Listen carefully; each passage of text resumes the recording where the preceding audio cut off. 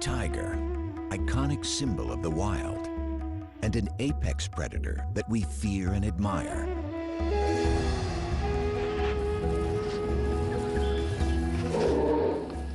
In our imaginations, they roam the jungle. But today, many tigers have never even seen the wild. The vast majority of them spend their lives in captivity. Princess is an American tiger, a distant relative of her wild ancestors. She doesn't even know how to hunt.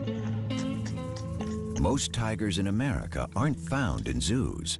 They're privately owned. There are more than twice as many of them as the highly endangered wild tiger. This could change if new legislation is passed that would ban the private ownership and breeding of tigers. What are the issues surrounding captive tigers in America? And what does the future hold for their wild cousins? Tigers are one of the world's most popular animals. Everybody loves to see a tiger at the zoo. Even the scientists who work around them are impressed by their majesty. Ron Tilson is the senior conservation advisor at the Minnesota Zoo and a renowned expert on tigers. He spent many years tracking and studying them in the jungles of Asia. My heart beats faster every time I see one. Yeah, there is, it's because they represent everything. They are the icon of Asian wilderness. They are the most powerful cat, the largest cat. They are, in my opinion, one of the most attractive cats. But it's also the fact that essentially we have evolved as a species with the tiger, and the tiger is one of the only animals on Earth that preys and eats people. And when a tiger looks at a human being, I think the tiger sees us for exactly what we are. We are nothing more than a piece of meat.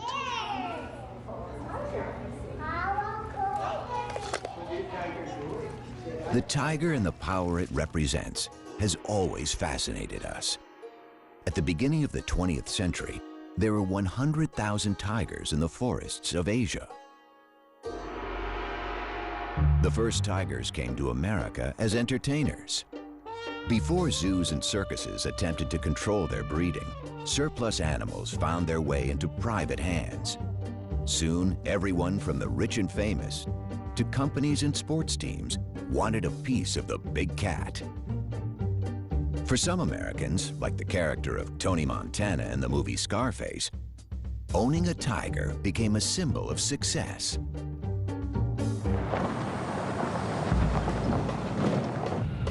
Martin Dins is a celebrity veterinarian and was one of the first to specialize in exotic animals.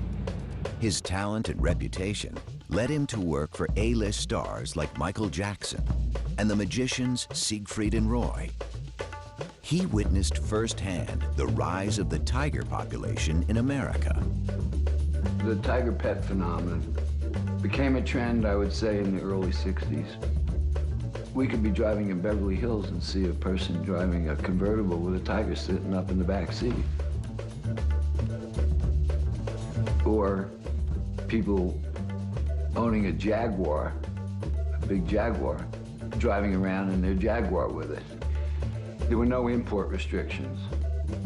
There were no restrictions on the sale out of a pet shop of these kind of animals. You know, a little tiger cub is nice and cute, so people thought it would be fashionable. It was unique. They could show it off, and it was trendy then. The pet tiger phenomenon may have existed briefly in other parts of the world, but it never had the dimensions it's taken on in America. In the 1970s, actress Tippi Hedren, the star of Alfred Hitchcock's The Birds, embarked on an unusual film project. She starred in the movie Roar, where actors and crew members rubbed shoulders with dozens of lions and tigers. I can't believe we did all that we were foolish enough to do it. So many of us were hurt. you know, that it was, insanity. It was truly insane here. Tippi Hedren radically changed. She converted the Roar movie set into the Shambhala Preserve, a sanctuary for abused and neglected big cats. Her strong stance against private ownership has drawn attention to the issues facing captive and wild big cats. In the wild, tigers are threatened by habitat destruction and human encroachment. They've been hunted and poached for their skins. Most of all, they suffered from the illegal trade of their parts for use in traditional medicine. 97% of the species have been wiped out over the last 100 years. And with only 3,200 wild tigers left, they are facing a total crisis. Well, just about everything has been tried, and just about everything has failed. Everyone is trying to think through how to go about making a future for tigers, and the bottom line is that we've failed in every example. There is no one place you can put your finger and say, aha, here's the magic formula on how to save tigers. Tigers have been on the endangered species list since it was established. In 1973, it became illegal to import tigers born in the wild. So the tigers living in the United States today are American, born and raised. The population of captive tigers has been steadily growing. In the wild, a female spends a couple of years teaching her 3 or 4 cubs how to hunt and fend for themselves. But in captivity, she can breed every year. Today, most American tigers are privately owned, and some people still keep them as pets.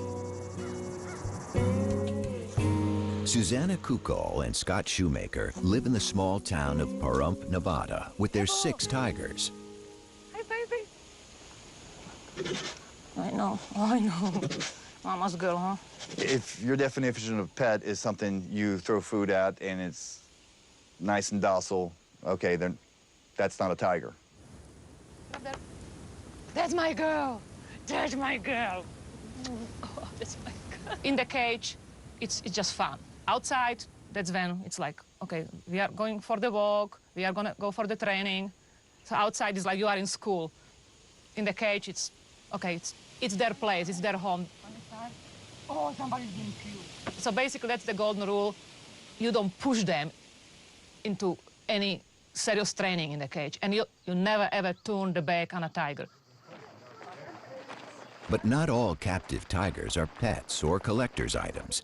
Some private owners see themselves as conservationists and believe America is the tiger's Noah's Ark. Patty Perry runs her own Center for Conservation and Education in Southern California. She is also the vice president of the Feline Conservation Federation, the largest organization promoting private ownership and breeding of captive exotic cats in the United States. It's far from perfect, but in our world today, we have to have captive breeders, private captive breeders. We have to have private educators, because the zoos can't do it all. You don't get that kind of contact and that kind of one-on-one at a zoo. They have been poached, they have been hunted for their pelts and for their internal organs, and we have very, very low populations. This is Prana, the standard. The snow white is Vishnu. This is my little red-headed stepchild, and this is the one, the golden tabby. He's gonna be our biggest tiger here. The tigers is very much an emotional bond. They respond emotionally. I got them all as babies, so I bottle raised them. So there is that connection. You know, they identify me as, you know, mom with the milk. Who wants to feed a tiger? I'll kind of start on this end and give you guys a chance. I want you to hold the stick. Just hold the stick and put it right through there. Come and have a bite. Okay, who's next? These cats, being 6 generations, captive bred, and their primary contact being human beings are not going to be the same as a cat that's in the wild. It's a completely different animal. But will they ever be domesticated? No. They're wild animals. The wild nature of tigers is seen even among those in captivity. In 2003, famous Las Vegas entertainer Roy Horn was mauled during a performance by one of his beloved tigers. The tiger just grabs him, like, let's be right around here in this area, grabs him, like, just locks on him, picks him up, and just drags him. We just heard all this commotion behind the curtain, and you could hear. It reminded everyone that even trained tigers are unpredictable and dangerous. For 40 years, those guys did 2 to 3 shows a day. In the beginning, 7 days a week. That's a lot of exposure to a tiger. If you fall down in front of one of these big cats, and especially with tigers, they're gonna carry you off, regardless of what your relationship is with them. He's got a thing for me, Patty. I know, he does. In my career as a zoological veterinarian, I've worked the gamut of facilities and owners that have tigers. There's the zoos, there's the circuses, there's the private collectors. And years ago, there were a lot more of the illicit owners of these animals. But I've worked for all of them, and I don't discriminate. I have done the best I can to discourage breeding by unqualified individuals. But I took an oath, and is it my business to say, no, I'm not going to treat this tiger because you own it privately? That's on the other side of medicine for me. Lisa Ann Takansnick is an attorney in Washington, D.C. Her organization, the Wildcat Conservation Legal Aid Society, is trying to determine the exact number of privately owned tigers. Hey, I'm calling to follow up with you on the tiger research. You were going to finalize some of the numbers for which state are you still working on? What are we looking at? Alabama? The actual number of tigers in the United States is still a matter of speculation. But the enforcement of laws already in place is problematic. Legislation varies from state to state. At the federal level, the Department of Agriculture and the Department of Interior both enforce different laws affecting tigers. There is no single government body responsible for tiger welfare. Well, we don't really know how many tigers are held captive in the United States. It's a very good question because estimates tend to go all over. Some say there's 5,000 cats in captivity, tigers. Some say there's up to 10. The problem with the numbering system is that the 2 federal agencies that are there to enforce our Endangered Species Act and the Animal Welfare Act don't know how many tigers are out there, which is very troubling because we need to get a handle on the number of cats. As hard as it is to imagine, big cats can be found everywhere, even on the 5th floor of an apartment building in the heart of New York City, like on an October day in 2003. This police video shows Ming, a full-grown 325-pound tiger, left home alone by its owner in Unit 5E of a Harlem apartment building. If the number and the location of big cats is a source for concern, a larger concern might just be the irresponsible owners. Screening for them remains difficult. In 2005, near the Ronald Reagan Presidential Library in Moore Park, a stunning example of human-tiger conflict occurred. I saw the tiger right there, just real slow, huge. He was about this high up to the fence. Newly retired George Gross was the incident commander at the California Fish and Game Department. For more than 3 weeks, he chased a tiger on the loose in a residential area. He got no help from the cat's owner, and on a February morning, he had a difficult decision to make. Basically, this was like a city living in fear for a month because somewhere there was this large tiger running around in their neighborhood. We didn't see it for quite a while, but we knew it was in here. So when it climbed out, it was like it came out of nowhere. All of a sudden, everybody could see it, and it started walking around quite slowly through the grass. You know, I was within 150 yards of it. The first thing I thought was, like, what a majestic animal. This thing's beautiful. But then, you know, I came back in, it's like, but I have this job to do too. So it started walking towards me, and then it started going up a trail. I sat there and said, I can't have it up here on the soccer field, baseball field, and our opportunity to take a shot really diminishes. So that's when I gave the order for people with rifles to, if they had a clean shot, to take the shot. The male tiger, weighing as much as 600 pounds, was taken from the hills near the Ronald Reagan Presidential Library by wildlife officials who say they had no choice but to kill it. I've always felt that I, unfortunately, made the right decision. And, you know, to be honest, is the first thing I did was pat him and say I was sorry. Because I knew I didn't want to kill him. George Gross was not the last law enforcement agent faced with such a decision. There was an even more dramatic incident on October 18, 2011, when there was a massive release of wild animals in Zanesville, Ohio. The owner of a private zoo threw open the gates of his facility before committing suicide. This time, it wasn't one tiger, but 18 on the loose. They were all killed by the authorities along with lions, bears, and monkeys.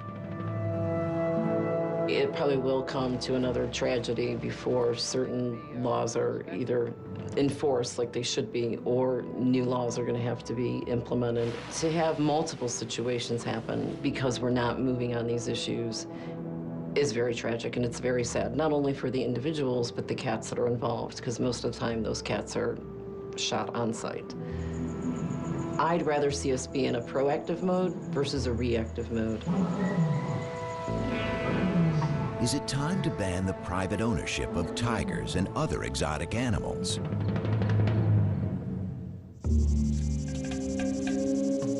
"26 states banned the private ownership of tigers, but in many states, it's still legal to own and breed them if you have a permit. Stories of tiger cubs sold at swap meets or on the internet are galvanizing the movement to ban private ownership of big cats. And in Washington, a political and legal battle is underway. People can't believe that these animals are still being born to be sold as pets. And you can get them for any amount of money if you're foolish enough to pay. And when you see those little cubs, they're cute. But by the time they're 7 months old, they are tearing up your house and taking a pretty good chunk out of you, because they don't have a 400-pound mom to say, knock it off, nor do they have any siblings with whom to play. So you become the sibling, and they're tough. You're dealing with an apex predator.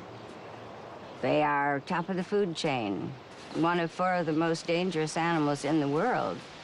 And yet our government says that's okay, and they will even give a permit to have these apex killers in somebody's backyard.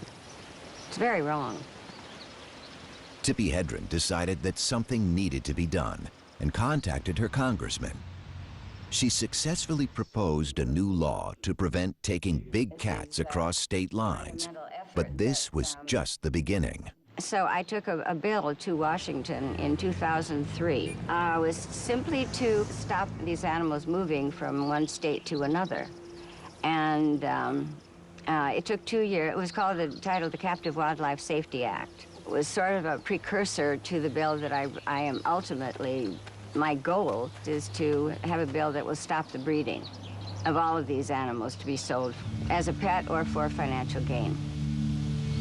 Tippi Hedren isn't alone in her quest to end the private ownership and breeding of tigers. Conservation organizations fear that the captive population of American tigers could contribute to the lucrative global trade in tiger parts for traditional medicines. For now, tiger farms in China and poaching are the main source of parts. To have a state law, and we have 50 states, banning breeding of tigers in captivity would be too problematic. And it's easier to make it a federal regulation. Then we don't have 50 different laws that could have as many different exemptions, so it's easier to do it at the federal level. The private ban is really focused on going after the individuals or these backyard breeders that are sort of out of the radar. Many private owners who have all their permits believe they have every right to keep tigers. Well, the possibility of a federal ban would be a nightmare. There are more and more and more restrictions all the time. All the time. More and more regulations and more restrictions. You have to, again, you have to be organized. You have to have lobbyists. You have to present your side of it to the right people. It's a political thing. It's a money thing. The organizations pushing for the ban are also concerned about tiger welfare. Even federal agencies have set very low standards of care. A 3x3 meter cage is the minimum requirement. Tammy Tees manages the Wildcat Sanctuary in Minnesota. She has heard countless stories of abused animals and careless owners. Most of the animals, including the tigers at the sanctuary, come from people who think a tiger would make a good pet. We hear all the stories. It got aggressive. It turned on me. I can't find vet care. I lost my homeowner's insurance. You know, I didn't know it'd get this big. I didn't know it'd eat this much. And we tell people a wild animal is not a pet, and it never should be kept as one. Titan behind me, that tiger was illegally owned and should have been seized under the state law. Had he been seized prior to that, his owner would still be alive today. Stopping people from acquiring and breeding tigers motivates animal rights defenders and conservationists, but private breeders defend their practice by saying that if tigers were to go extinct in the wild, it would be better to have captive tigers than none at all. This view is highly controversial. My question is, if you ban these animals, we can no longer keep and breed them, so they will be extinct in captivity. Now they go extinct in the wild. What have you accomplished? You kill the species.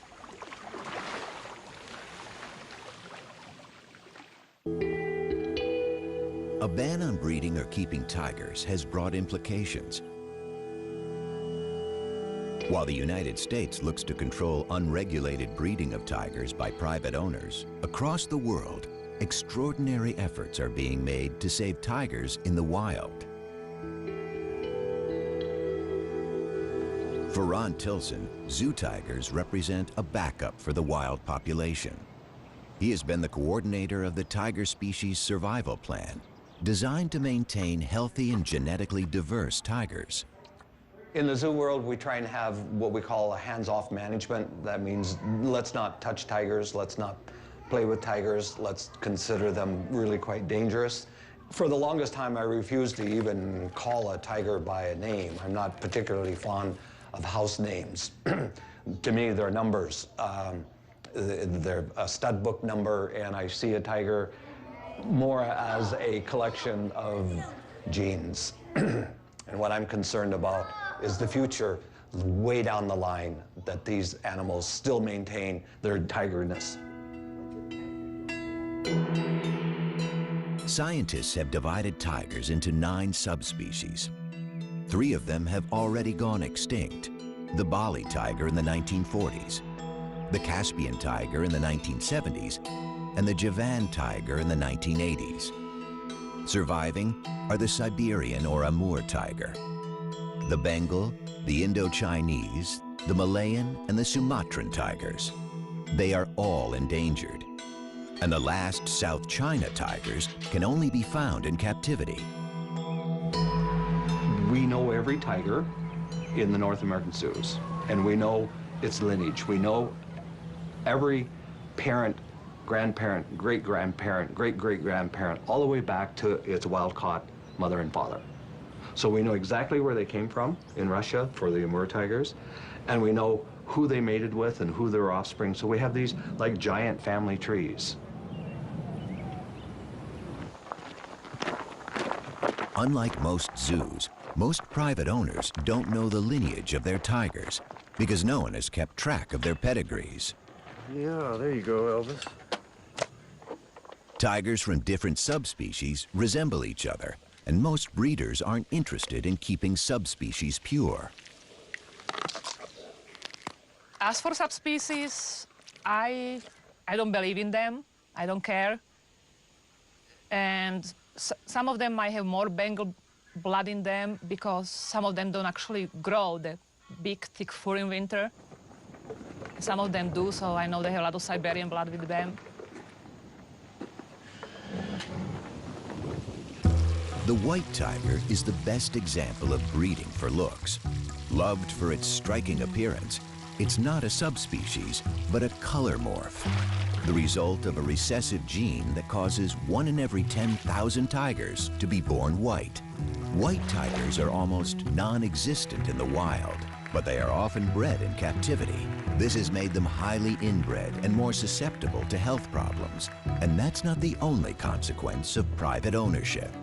People notice that many tigers in captivity might be bigger than in the wild, because in the wild you need to stay athletic to catch prey.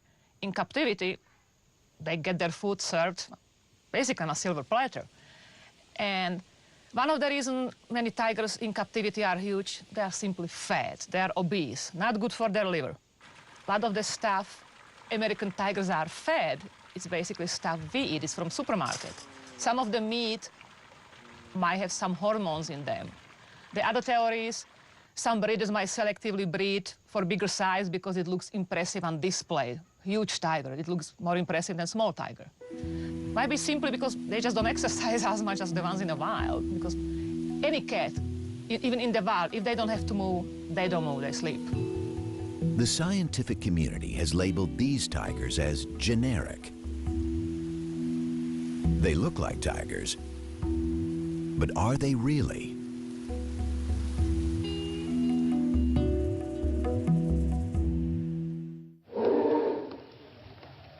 Tigers in the wild are generally solitary and secretive, coming together during the mating season and perhaps to share a kill.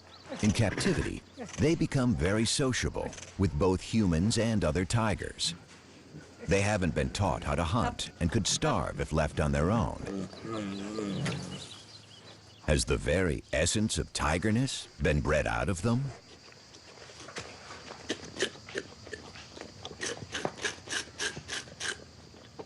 What we do know about subspecies, legitimate subspecies, is that we know what their genetic makeup is according to molecular biology. Okay, it can be defined. And that is why the private ownership tigers, they will never contribute to the conservation of wild tigers, simply because, not because they're not a tiger, because in a sense they are a Panthera tigris. That's the Latin name for what a tiger is. But they've lost their tigerness. They've lost their tigerness, and what we mean by that is they have been inbred and crossbred to the point where no one knows what their lineages are, and everyone knows the more inbreed you have, the greater risks or susceptibility to diseases. You become less fit, and when you become less fit, your ability to survive in the wild becomes negligible. The American tiger is really a junk tiger. It is nothing more than an illusion of a tiger. In 2005, Ron Tilson and Tammy Tees worked together to stop the breeding of tigers in Minnesota. They're concerned about the conditions in which private tigers are kept. So Sabrina is supposed to be a Sumatran Bengal mix, and she's our worst abuse case we've seen. She charged the fence nonstop. Mm-hmm. Yeah. But she does have, from this up around the face and that, sort of this Sumatran look to her with the really black stripe. And she's got a lot longer. They'd welcome a federal ban on breeding and ownership if it were to pass tomorrow. I wouldn't want to see these animals abused. You can't do that. That I would lose sleep over. But I would certainly like to see them all neutered, and I would like to see them well taken care of until they die. Would that bother me? No, that would put me to sleep really well. We'll just simply lose a large number of worthless tigers that consume resources that should be spent on wild tigers, and that actually corrupt the message that we're doing something wonderful for tigers, when in fact we're not doing anything for tigers. Why are we spending all of this time and energy and money in trying to protect the right to own this or even allowing it to happen and putting people at risk. And I keep coming back to these same issues. I don't get it. I don't get why it isn't stopped. Conservationists have been reluctant to study or give any attention to American tigers. However, with the crisis in the wild, some of the scientific community are taking a closer look at these generic tigers. Stephen O'Brien is former chief of the Laboratory of Genomic Diversity at the National Cancer Institute. He's an authority on big cat genetics and evolutionary biology. But his work has sparked controversy in the conservation world. Is there a value in the admixture in tigers? That is, tigers that have an ancestry that includes interbreeding between different subspecies. Of course there's a value in it. It's still a tiger. Most of the tigers in captivity are considered by my friends and colleagues to be junk because they're hybrids between different subspecies. And many of them are, but I wasn't sure how many. Stephen O'Brien's team has recently designed a method to determine the genetic makeup of big cats. So we used this DNA fingerprint technology that was developed to identify the difference between subspecies of tigers. And I said, if you take one of these tigers that we don't know, is it really a hybrid? Well, what we found was that many of them are indeed pure subspecies. They were either Bengal, or they were Amur, or they were Sumatran, or one of the living subspecies. I think the captive population should not be discounted. Good. Nice. The reassessment of these generic tigers has led to another exciting discovery. Not only are some of them purebred subspecies, they also have a rich genetic diversity, as rich as in the wild population. Since their ancestors were taken from the wild when tigers were thriving, some captive tigers have retained many characteristics, perhaps now lost in wild tigers.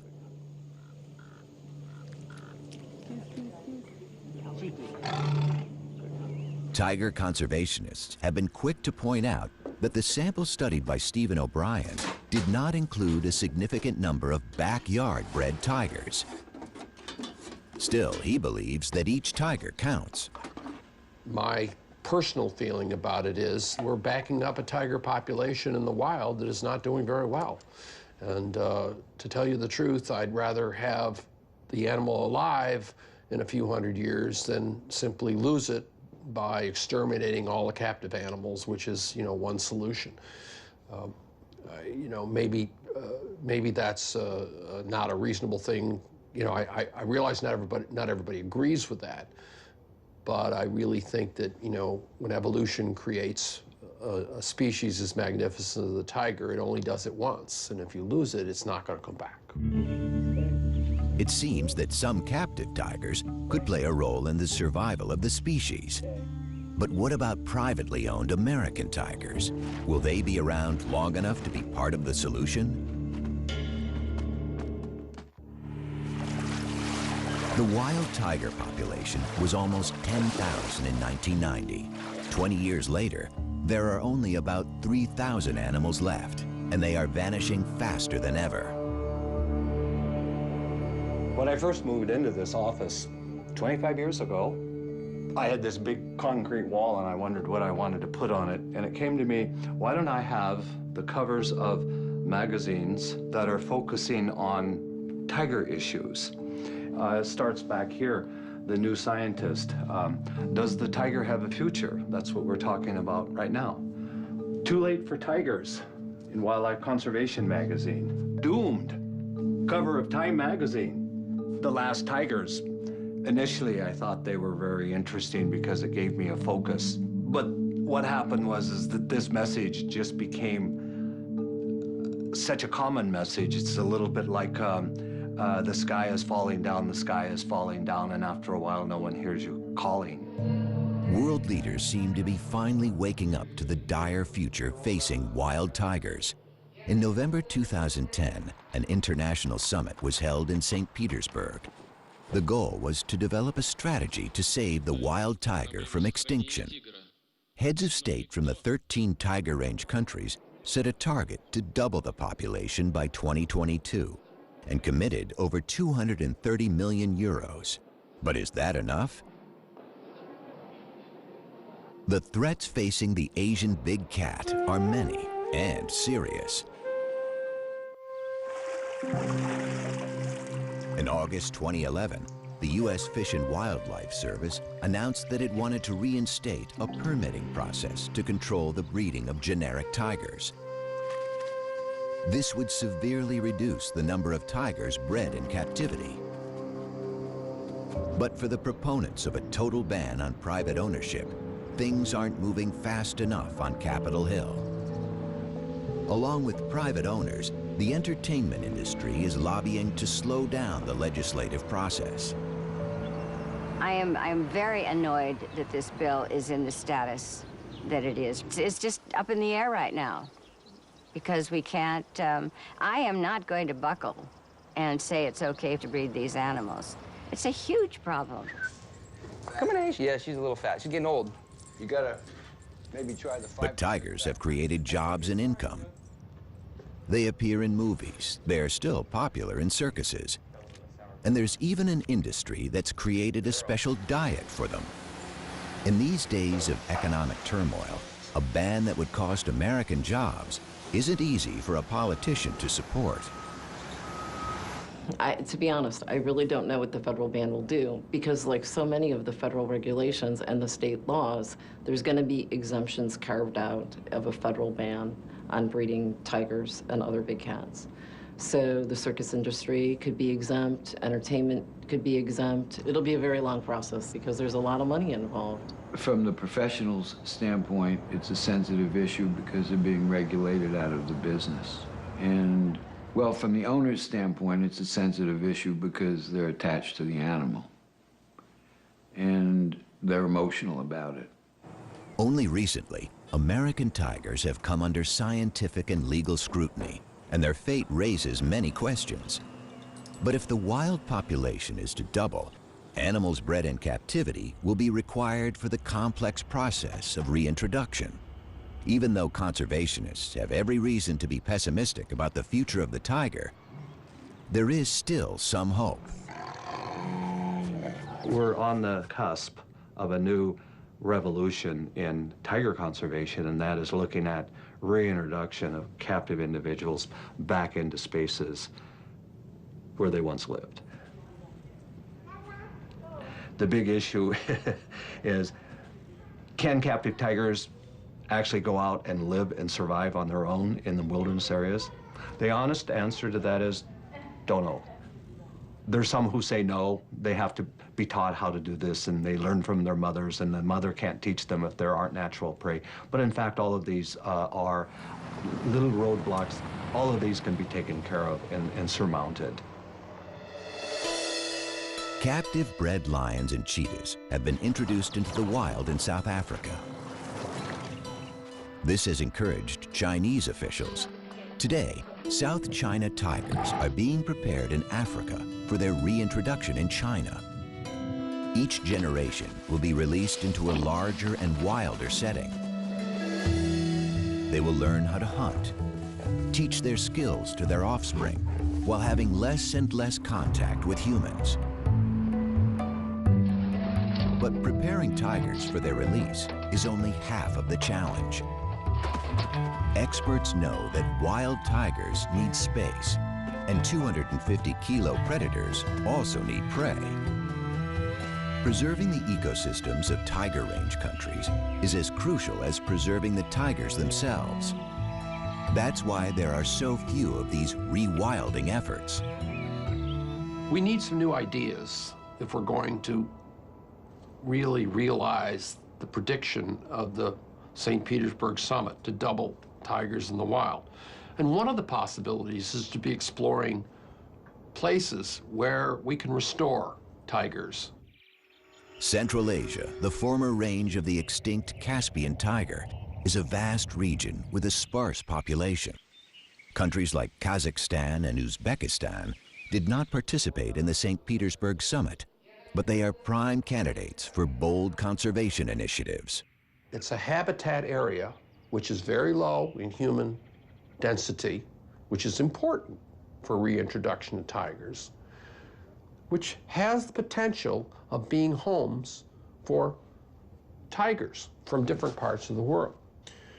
There are conservationists in these areas that I think, in fact, I know, would be very interested in hosting tiger reconstitution or reintroduction in those regions. For these programs to work, more tigers will be needed. The fate of thousands of privately owned tigers is being debated by scientists, lawyers, and politicians. So far, no one has asked for any of these tigers to be shipped overseas. Princess, look at mommy. Princess. There she is. Will the American tiger have the chance to play a role in the future of the species? That has yet to be determined. But perhaps one day, an American-born tiger will be set free to join its wild cousins.